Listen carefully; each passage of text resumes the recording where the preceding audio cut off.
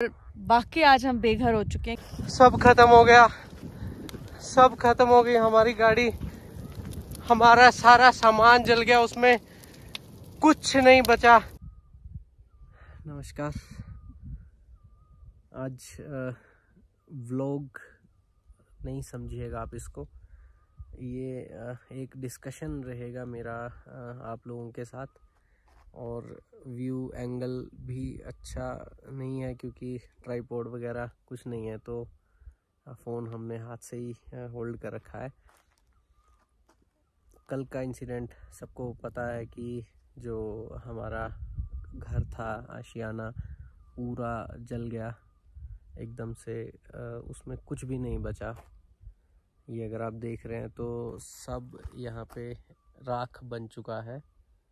हमारे कपड़े, हमारे गैजेट्स, हमारे जो भी हमारे दिल के करीब चीज़ें थी जो हमने आज से 7, 8, 10 साल पहले भी कभी कैंपिंग के लिए ख़रीदी थी, तो वो सब ख़त्म हो गया है। बट मुझे बहुत सारे मैसेजेस, कमेंट्स और कॉल्स आए हैं क्योंकि मैंने अपना नंबर हमेशा शेयर किया है। जिसने भी कैंपिंग के रिगार्डिंग कभी भी नंबर सीख किया तो मैंने किया, तो मुझे बहुत कॉल्स आए हैं। सब ने सपोर्ट किया और यही मुझे समझाया कि आपको हौसला नहीं हारना है, हम आपको देखना चाहते हैं वापस से।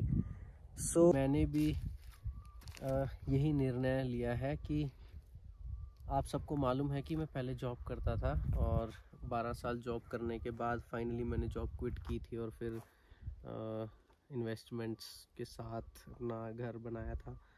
तो मुझे उसी जगह पे वापस नहीं जाना है। अगर मैं चला जाता हूँ वहाँ पे तो वो मेरी हार नहीं होगी। मेरे साथ कुछ लगभग 50 ऐसे लोग कनेक्ट में हैं जो कैंपर वैन बनाने का प्रयास कर रहे हैं। शायद उनमें से कोई 10 लोग ऐसे हैं भी माइट भी जिनका काम भी स्टार्ट हो गया होगा, तो वो उन सब के लिए भी एक डिमोटिवेशन हो जाएगा। सो मैं कभी नहीं चाहूँगा कि ऐसा हो। मैं जो बजट कैंपर वैन का सपना है उसको आगे लेकर ही चलना है मेरे को। और जो जिस तरह की लाइफ को हम जी रहे हैं आप भी जी सकते हैं। जैसे फॉर एग्ज़ाम्पल हम 50 दिन में सिर्फ 750 किलोमीटर चले थे।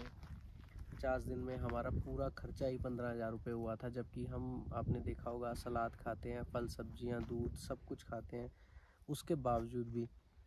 सो मुझे उस कंसेप्ट को वापस लाना है। हम हार नहीं मानेंगे, हम उसी तरह से प्रयास करेंगे निरंतर कि वापस से उसी मुकाम तक आ जाएं।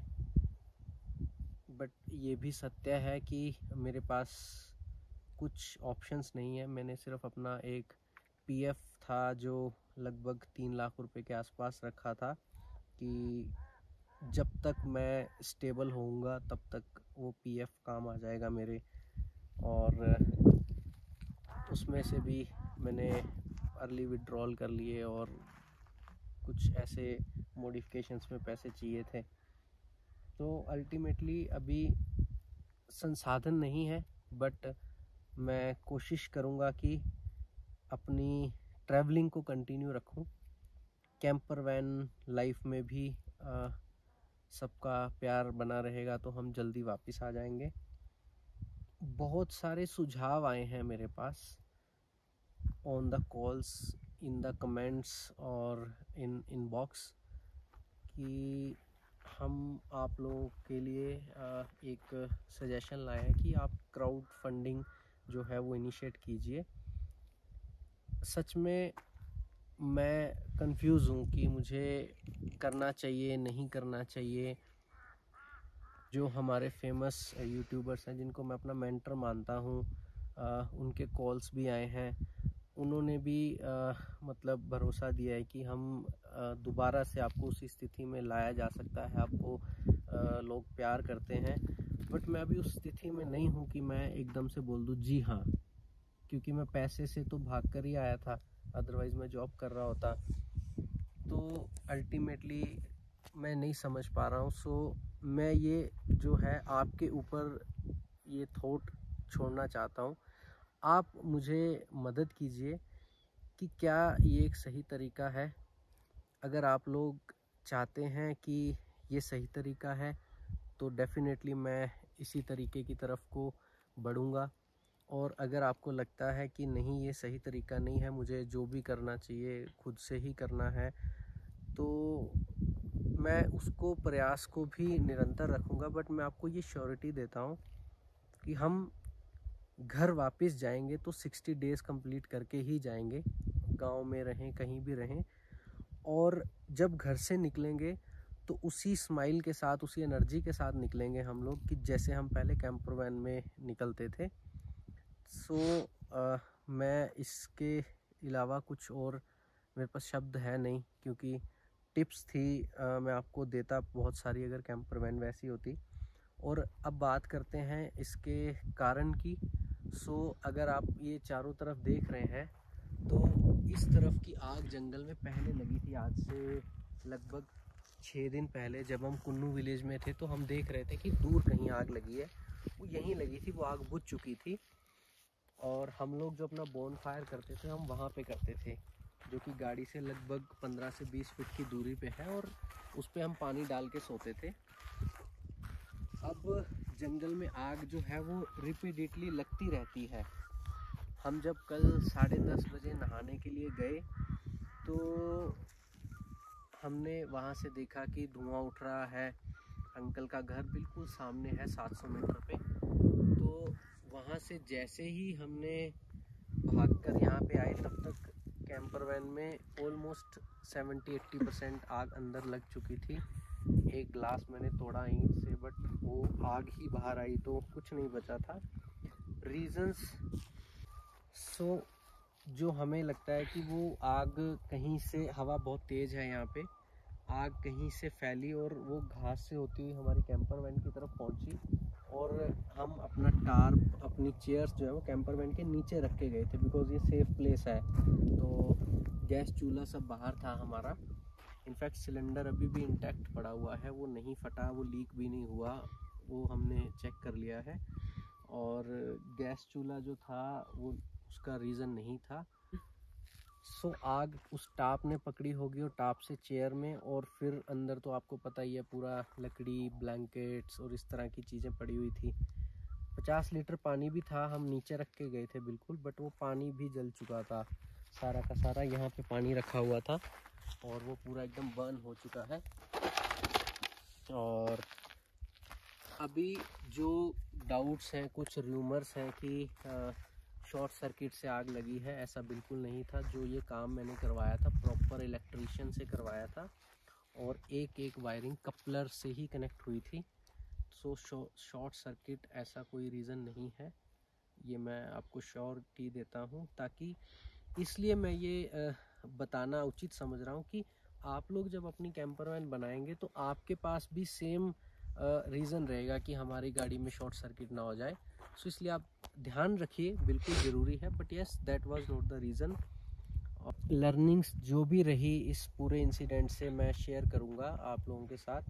FIR मैंने लॉन्च कर दिया है, उसकी कॉपी मुझे जाना पड़ेगा, करसोग मिल जाएगी वहाँ से। और इसके अलावा इंश्योरेंस के लिए भी मैंने कंप्लेंट लॉक कर दिया है, बट बहुत कम चांसेस हैं क्योंकि मॉडिफिकेशंस बहुत थी व्हीकल में, और इंश्योरेंस मॉडिफिकेशन के केस में मिलना बहुत ही मुश्किल है। नहीं कंपनीज पे करती, और इनकेस अगर पे होगा तो वो अमाउंट काफ़ी कम अमाउंट रहेगा, वो डेप्रिसिएशंस निकाल देंगे। इनकी पॉलिसीज़ में काफ़ी कुछ कंडीशंस रहती हैं। मैं आपको पूरा अपडेट करूँगा डू एंड डोंट्स, कि अगर आप किस तरह की मॉडिफिकेशंस कर रहे हैं तो आपको इंश्योरेंस नहीं मिलेगा, किस तरह की नहीं कर रहे हैं। आप ये समझिएगा कि मेरा जो भी हुआ है ये आप सब लोगों के लिए, इस पूरी कम्युनिटी, आने वाले जो आप लोग हैं जो प्लान कर रहे हैं या जो ऑलरेडी कर रहे हैं, आप सब लोगों के लिए मैं एक कोई परफेक्ट लर्निंग विद रीजंस मैं शेयर करूंगा आप लोगों के साथ। उस समय तक प्लीज़ आप सहयोग बना के रखिएगा। आपका प्यार ही है जो हमें दोबारा से हौसला देगा और दुगनी गति से आगे बढ़ने के लिए। आगे का जो भी हमें इंश्योरेंस का काम करना है उसके लिए थोड़ा सा मैं व्यस्त रहूँगा, बीच बीच में आप लोगों के साथ कनेक्ट होता रहूँगा। सो जब हमने अपने YouTube चैनल का नाम रखा था बेघर परिंदे, और बाकी आज हम बेघर हो चुके हैं क्योंकि ये इकलौता आशियाना हमारे पास था। पर जैसे प्रकृति का नियम होता है, पक्षी करते हैं, अपना घोंसला बनाते हैं। जिससे प्रकृति का नियम होता है ना कि पक्षी का घोंसला जो है, कभी बारिश आ गई, कभी आग लगी। अभी जंगल में रिसेंटली आग ही लगी थी, सो कितने घोंसले जो हैं वो जल गए होंगे, कितने पक्षी जो हैं बेघर हो गए होंगे।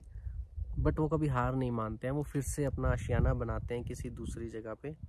सो हम भी अपना आशियाना बनाएंगे, हम हार नहीं मानेंगे। इसलिए नहीं मानेंगे कि हमारी वजह से जो शायद थोड़ा सा भी मोटिवेट हुआ है वो वापस से डिमोरलाइज ना हो जाए। सो हम वापस आएंगे, हम आप सभी के लिए वापस आएंगे और पूरी एनर्जी के साथ आएंगे। तब तक के लिए हमें आपका सपोर्ट चाहिए, भरपूर प्यार चाहिए।